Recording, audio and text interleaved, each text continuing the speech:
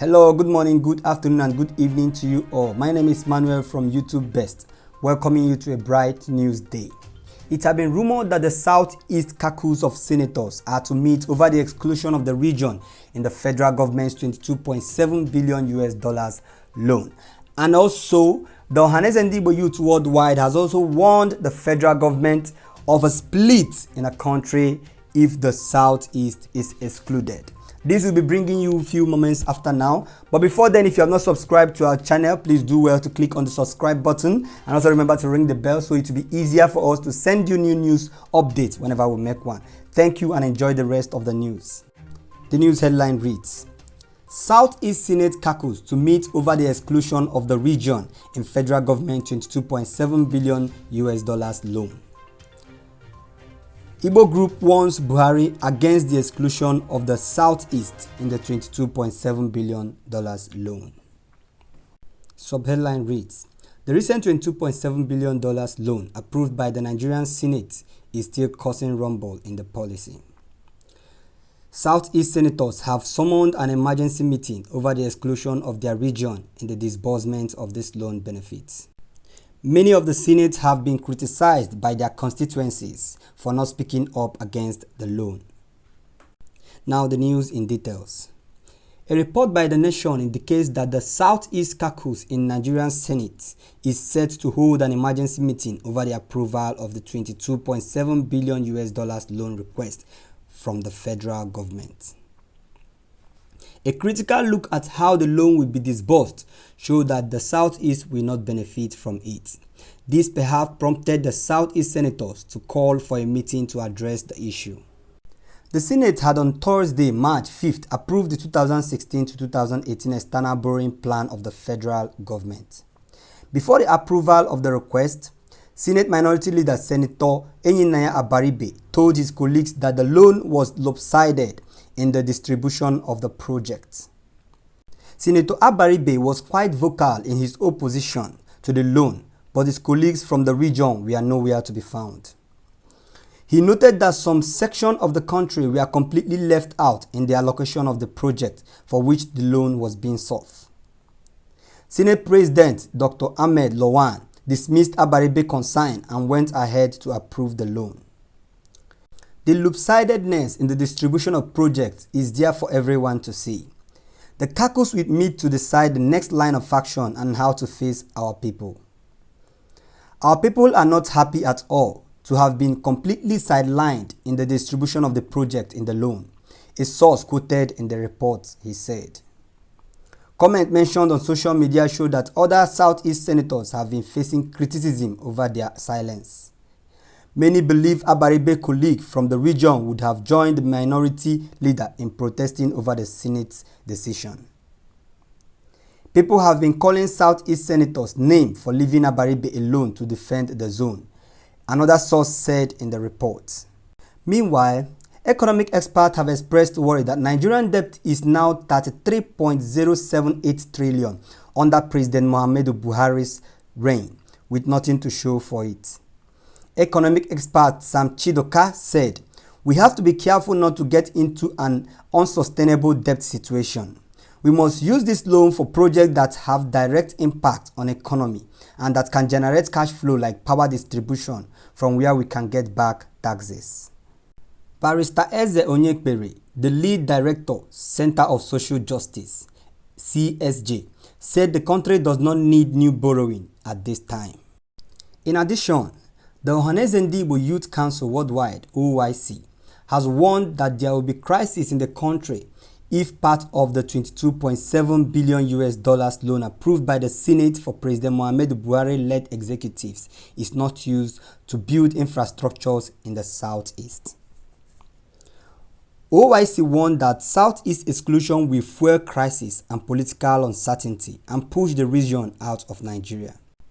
This is contained in a statement signed by President General Mazi Okechukwu Isiguzoro and Mazi Oku Nwabike, the Senate General of OYC.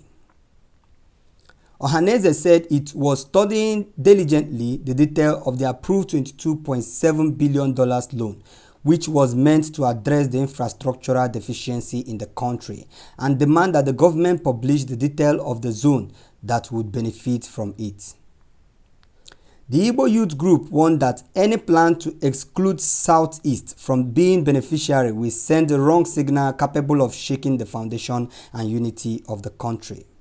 They said President Muhammadu Buhari's 2015 electoral promise to revamp Enugu coal mine had not been formally addressed since 5 years ago.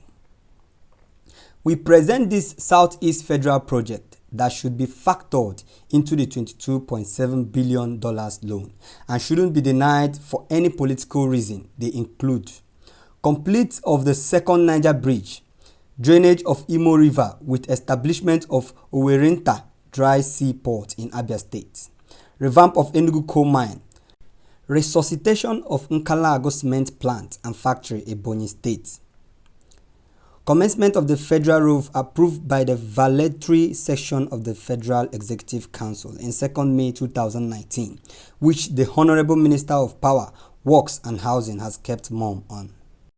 In other words, a reporter said that this is another step to sink Nigeria into debt. On April 21, 2006, during the tenure of Chief Olusegun Obasanjo as president, and with the effort made by Dr. Ngozi Okonjo-Iweala as Minister of Finance, Nigeria paid $18 billion to Paris Club, and it remained debt we are written off.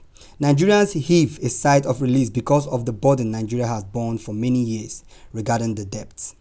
Before the debt was written off rather than used its fund to provide highly needed infrastructure, Nigeria have been using its fund to permanently service debt. Sadly, Nigerians were not sure of what the debt they were servicing were used for and how the interest became higher than the initial debts. The second is that, as usual, Buhari ensured that the distribution of the projects for which the loan was meant favored the North only and excluding the Southeast. Earlier last week, we read a breakdown of the projects this loan will be used for. You can check our news in the description below or check our previous news on Nigeria $22.7 billion loan. From the breakdown, the distribution of the project across Nigeria can be gleaned. The project can be categorized into two groups. The first group contains projects that are generalized to Nigeria, while the second group contains projects that are specifically located within certain parts of Nigeria.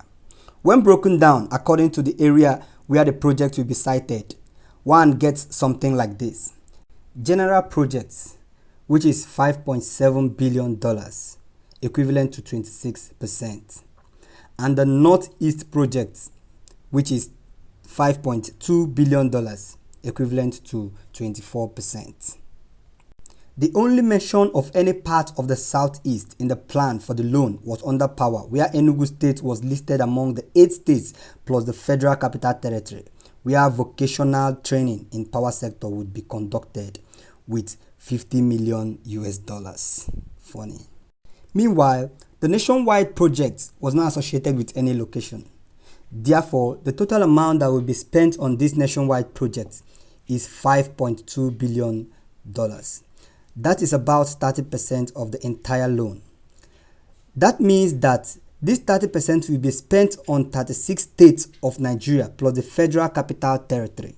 This is where the Southeast states will get their own share of the $22.7 billion loan that Buhari plans to borrow. Ironically, to pay off the debt or bear the brunt of the debt, no Nigerian state will be excluded. The long-running disdain Buhari metes out to the Southeast does not help to create national stability. It merely helps to weaken the Nigerian state, and that the National Assembly will watch and even endorse such action in the guise of supporting the government of President Muhammadu Buhari. This is a subtle way to helping to weaken the fabrics of Nigeria. It is not too late for Buhari and the National Assembly to retract their steps in the name of national cohesion. That is it for our news today. What do you think? For me, I read a comment yesterday about this same incident, and someone said that the Southeast shouldn't expect anything from Buhari because they didn't vote Buhari in as president. And I'm asking, is the seat his private enterprise, or is he there for everyone in Nigeria? Anyway, the sad tribute is that when this loan is to be paid, all states in Nigeria will have to bear the burden. There is no escape for any state, whether you are included in the loan or not. I also read another foolish comment, and someone said that the Southeast has excluded themselves from Nigeria and they are no more part of the country and shouldn't expect anything from the country. And I am to ask, if there is anyone to facilitate this movement, is it not the federal government? When it comes to every other thing in the country, they will include the Southeast. But if it comes to money and projects, the Southeast will be totally forgotten. Yes, they should have left the indigenous people to be, just like Malaysia did to Singapore in 1963. But once out of Nigeria, Southeast will no longer ask Nigeria for any project or citizenship right. But as long as the Southeast is in Nigeria, my brother, anybody who supports the exclusion of the part of the country from any of these projects is of an evil cause. Similar to this, the so-called bandits has been unleashing terror, kidnapping, killing people, chasing people out of their house, even in Buhari's hometown in Katsina. And no one said that this place is no longer belonging to Nigeria because of this. These people have been chasing people out of their land, claiming lands and claiming local governments. The government is not doing anything about it. And yet the federal government still spend huge amount of money in the northeast and northwest without anybody telling these two zones that they are no longer parts of Nigeria.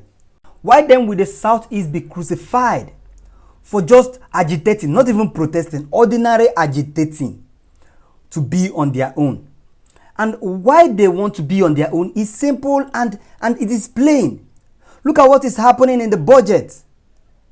Who will be happy to still stay with a country like Nigeria when there is no single benefit from Nigeria? Look at our roads in the southeast.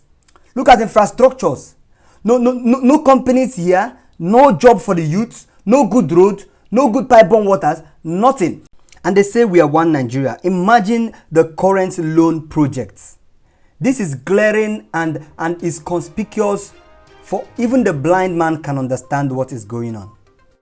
My brother, my sister, President Muhammadu Buhari is simply a plot to break Nigeria into pieces.